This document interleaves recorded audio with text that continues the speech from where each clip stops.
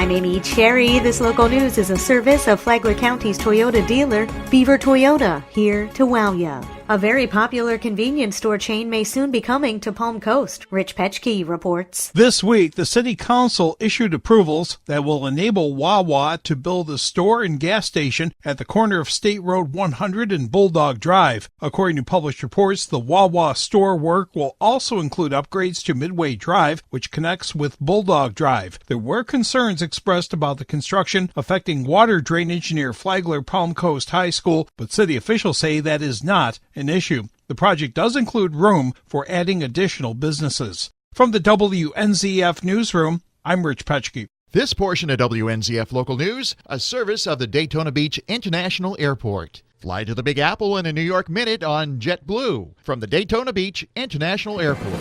Always felt like that was way down the road. But the day is finally here. Palm Coast's brand new state-of-the-art community center is opening to the public today at 5 p.m. A ribbon cutting will kick things off. An open house will follow tomorrow morning and could be your first chance to see the space that's triple its original size and was built to environmentally friendly standards. It'll also be a place for events of all ages and social interactions, from conferences to weddings. The community center features a modern playground and basketball court, and Palm Coast City Manager Jim Landon says the center will host its first major event next month. We are partnering with the Observer for the hopefully first annual State of the City event. That will be April 3rd. It's a luncheon. You have to buy tickets for lunch at the community center. That we're trying to be one of our first events there and also highlight some of the positive things going on in the city. The lunch on April 3rd starts at 11:30 a.m.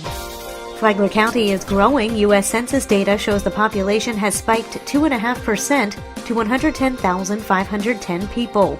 The growth represents about 2,700 additional residents, bringing about a strong need for more housing, especially apartments and condos. The additional people and the lack of housing is causing home prices and rents to spike. Flagler County's growth is down a bit from last year, where we saw a 3% population spike. That's compared to growth of just over 1.5% for the entire state, with population numbers at nearly 21 million. Economic development was the main topic of discussion Thursday at the Flagler Chamber of Commerce's Common Ground Breakfast. John Arking has a recap. County Administrator Craig Coffey was among those who spoke to a full house at the Hilton Garden Inn. He reviewed several current county projects, including plans for Bay Drive Park on the Barrier Island and work to build a Southern Library branch. He says the next 5 years should be very busy ones. I see a lot of major snowballing of the successes we've had. We're hoping that there's going to be a lot more demand for labor, and you're going to see hiring 500 people here, and you're going to see a lot more construction of hopefully balanced growth, not just the retail and residential. We're hoping to add the component of manufacturing back to Flagler County and to put us on par with other counties. Also speaking were Economic Development Chief Helga Van Eckert, who highlighted the county's population growth, and Tourism Development Head Matt Dunn, who said for every dollar they spend, $309 in visitor spending comes back to the local economy. From the WNZF Newsroom, I'm John Arking. And now you're up to date on Flagler's Morning News. I'm Amy Cherry.